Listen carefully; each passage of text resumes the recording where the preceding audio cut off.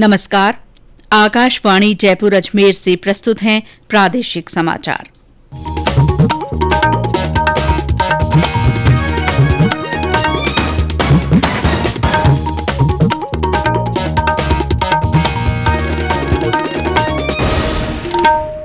मुख्य समाचार। प्रधानमंत्री ने विश्व जल दिवस पर कैच द रेन अभियान का शुभारंभ किया। आने वाले 100 दिनों में सभी से पानी बचाने के विशेष प्रयास करने की अपील की। प्रदेश में कोरोना संक्रमण पर काबू पाने के लिए आज से 8 शहरों में रात का कर्फ्यू रहेगा। विभिन्न जिलों में सतर्कता बढ़ाई गई। देश में 4.5 करोड़ से ज्यादा लोगों को कोविड टीके लगाए गए। राजसमंद, सहाड़ा और सुजानगढ़ विधानसभा सीटों के उपचुनाव के लिए अधिसूचना कल जारी होगी। और प्रदेश में आज भी कई स्थानों पर आंधी और बारिश। जैसलमेर में कल अंधड़ से फसलों को हुए नुकसान के बारे में कृषि मंत्री ने रिपोर्ट मांगी।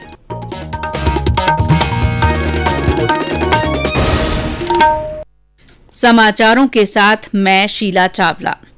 कोविड-19 महामारी के खिलाफ देश एकजुट होकर लड़ रहा है। आप भी हमारे साथ सुरक्षा और बचाव के 3 आसान एहतियाती उपायों का संकल्प लें। मास्क पहनें, 2 गज की दूरी है जरूरी, सुरक्षित दूरी बनाए रखें, हाथ और मुंह साफ रखें और अगर वैक्सीनेशन के पात्र हैं तो टीका जरूर लगवाएं। और अब समाचार विस्तार से। प्रधानमंत्री नरेंद्र मोदी ने आज विश्व जल दिवस के अवसर पर कैच द रेन अभियान का वीडियो कॉन्फ्रेंस के माध्यम से शुभारंभ किया। प्रधानमंत्री ने कहा कि अभियान को सफल बनाने के लिए सभी का सहयोग बहुत आवश्यक है। उन्होंने कहा कि देश को जल संकट से बचाना हम सबकी जिम्मेदारी है। श्री मोदी ने आने वाले 100 दिनों में पानी बचाने के लिए सभी से विशेष प्रयास करने का भी आग्रह किया। पानी को लेकर हमें इसी तरह अपनी सामूहिक जिम्मेदारियों को समझना होगा। भारत के ज्यादातर हिस्सों में मई-जून में बारिश शुरू होती है। क्या हम अभी से अपने आसपास के जल स्रोतों की सफाई के लिए, वर्षा जल के संचयन के लिए 100 दिन का कोई अभियान शुरू कर सकते हैं? जल शक्ति मंत्रालय द्वारा भी जल शक्ति अभियान कैच द रेन भी शुरू किया जा रहा है। हम अभी से जुटेंगे। हम पहले से जो रेन वाटर हार्वेस्टिंग सिस्टम है उन्हें दुरुस्त करवा लेंगे। गांवों में, तालाबों में, पोखरों की सफाई करवा लेंगे। जल स्रोतों तक जा रहे पानी के रास्ते की रुकावटें दूर कर लेंगे तो ज्यादा से ज्यादा वर्षा जल का संचयन कर पाएंगे। इस मौके पर केंद्रीय जल शक्ति मंत्री गजेंद्र सिंह शेखावत और मध्य प्रदेश तथा उत्तर प्रदेश के मुख्यमंत्रियों के बीच केन बेतवा संपर्क परियोजना लागू करने संबंधी समझौता ज्ञापन पर भी हस्ताक्षर किए गए। जल शक्ति मंत्री श्री शेखावत ने कहा कि नदियों को जोड़ने की राष्ट्रीय योजना के तहत ये पहली परियोजना होगी। श्रद्धेय अटल बिहारी वाजपेयी जी ने एक सपना देखा था कि सरप्लस बेसिन से डेफिसिट बेसिन में पानी का ट्रांसफर किया जा सके और उसके लिए नदियों को आपस में जोड़ने की आवश्यकता है। माननीय प्रधानमंत्री जी के नेतृत्व में इस दिशा में जिस तरह से प्रगति हुई, 30 ऐसे लिंक आइडेंटिफाई किए गए थे और उन 30 लिंक्स में से जो नेशनल पर्सपेक्टिव प्लान के तहत प्रमुख लिंक थे, उनमें से एक लिंक केन और बेतवा नदी को जोड़ने का आज इस कार्यक्रम में माननीय प्रधानमंत्री जी की गरिमामयी उपस्थिति में आगाज हो रहा है। प्रधानमंत्री ने इस मौके पर जल प्रबंधन के क्षेत्र में उत्कृष्ट कार्य करने वाले देश के विभिन्न भागों के लोगों से संवाद भी किया। इन लोगों में प्रदेश के भीलवाड़ा जिले की शक्करगढ़ ग्राम पंचायत के पूर्व सरपंच किशोर कुमार शर्मा भी शामिल थे। प्रधानमंत्री के संवाद के बाद किशोर कुमार शर्मा ने बताया कि प्रधानमंत्री ने जल संरक्षण के लिए उनके प्रयासों की सराहना की है और आगे भी इसी तरह जिम्मेदारी से काम करने को कहा है। आज हमारे अनुभव शेयर किए। उन अनुभवों के माध्यम से प्रधानमंत्री जी ने हमें मोटिवेशन किया, हमें मार्गदर्शन किया और अप्रिशिएट किया कि हमने जो काम किए हैं वो जमीनी स्तर पे जनता की आवश्यकता के लिए और जल जो कल की शक्ति है उसको संवर्धित और संरक्षित करने के लिए हमारे प्रयासों की उन्होंने प्रशंसा की और भविष्य में भी हमें आसान्वित किया है इस कार्यक्रम को आगे ले जाते हुए आपके ग्राम पंचायत को, आपके गाँव को, जिले को जल के संबंध में आत्मनिर्भर बनाएं। केंद्रीय जल शक्ति मंत्रालय का कैच द रेन अभियान देश भर में ग्रामीण और शहरी क्षेत्रों में चलाया जाएगा। इसका नारा है, जहां भी गिरे जब भी गिरे वर्षा जल एकत्र करें। ये अभियान 30 नवंबर तक चलेगा। लोगों के सहयोग से गांव-गांव में ये जन आंदोलन चलाया जाएगा ताकि बारिश के पानी का उपयुक्त भंडारण सुनिश्चित हो और भूजल स्तर बेहतर बने। गौरतलब है कि इस बार जल दिवस का विषय है जल के महत्व को समझना। मुख्यमंत्री अशोक गहलोत ने विश्व जल दिवस पर अपने ट्वीट संदेश में कहा कि जल संरक्षण के बारे में जागरूकता बढ़ाने की आवश्यकता है। उन्होंने कहा कि हमारा प्रयास जल के संरक्षण, पुनः उपयोग और पुनः चक्रण के लिए होना चाहिए। जन स्वास्थ्य अभियांत्रिकी मंत्री डॉक्टर बीडी कल्ला ने कहा कि जल संरक्षण हमारी सामूहिक जिम्मेदारी है। पानी की एक भी बूंद बेकार न जाए, इसके लिए सभी को जागरूक रहने और दूसरों को प्रेरित करने की जरूरत है। डॉक्टर कल्ला ने आज विश्व जल दिवस के मौके पर बीकानेर में जल संरक्षण से संबंधित पोस्टर, फोल्डर और बैनर का विमोचन किया। प्रदेश में जल दिवस पर लोगों में जल संरक्षण के प्रति जागरूकता लाने के लिए कई कार्यक्रम आयोजित किए गए। झुंझुनू में जिला कलेक्टर ने स्काउट गाइड कर्मचारियों और आम लोगों को जल संरक्षण की शपथ दिलाई। इस मौके पर रैली निकाली गई। सवाई माधोपुर में नेहरू युवा केंद्र की ओर से कैच द रेन वाटर कार्यक्रम के अंतर्गत जटवाड़ा कला, टापुर, श्यामपुरा और कावड़ गांवों में जन जागरूकता कार्यक्रम आयोजित कर ग्रामीणों को पानी बचाने की शपथ दिलवाई गई। टोंक में जलदाय विभाग ने आम जन को जागरूक करने के लिए पानी बचाने के संदेश देने वाले पोस्टर जगह जगह लगवाए। राजसमंद में विधिक सेवा प्राधिकरण की ओर से छात्रों को जागरूक किया गया।